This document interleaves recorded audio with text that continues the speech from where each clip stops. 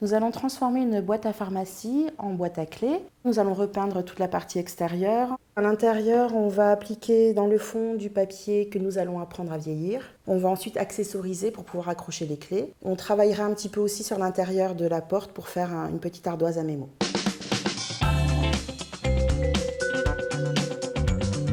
Le meuble a bien évidemment été entièrement décapé. Comme pour toute peinture, en fait, on va dégager les angles en premier au pinceau plus fin et ensuite je repasserai au pinceau plus gros pour faire la partie centrale.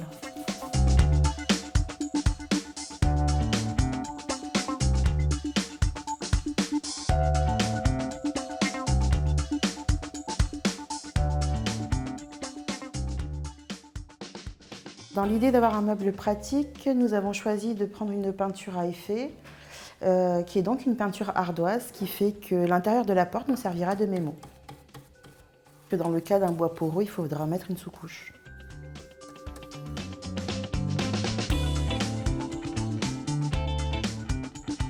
Donc avant de vieillir le papier, on va essayer des différents positionnements.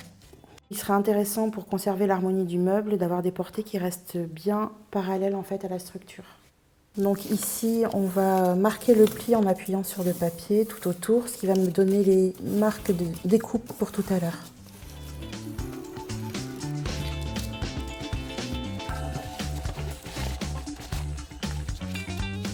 Je vous propose une petite astuce pour vieillir du papier en utilisant des capsules de café. Vous faites donc couler votre café et quasiment immédiatement après, vous allez récupérer la capsule. Il suffit simplement de tamponner avec la capsule en insistant particulièrement au niveau des bordures pour donner cet aspect plus vieilli.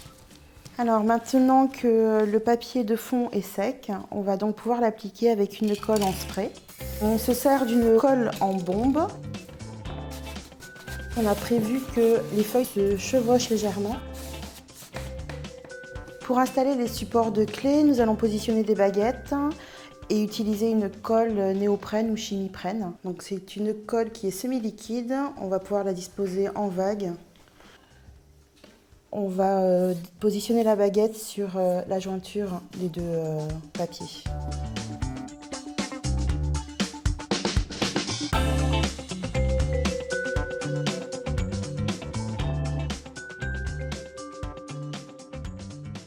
Pour les supports de clés, j'ai eu l'idée de prendre des capsules, de les aplatir avec un marteau, de les peindre et de rajouter des chiffres.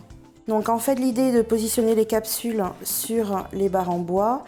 On a mesuré la moitié. On va donc commencer par positionner les capsules 2 et 5. Nous avons un bois assez tendre, ce qui nous permet de visser directement à la main, sans faire de pré-trou. Pour protéger et embellir le meuble, nous allons utiliser une cire à patiner incolore.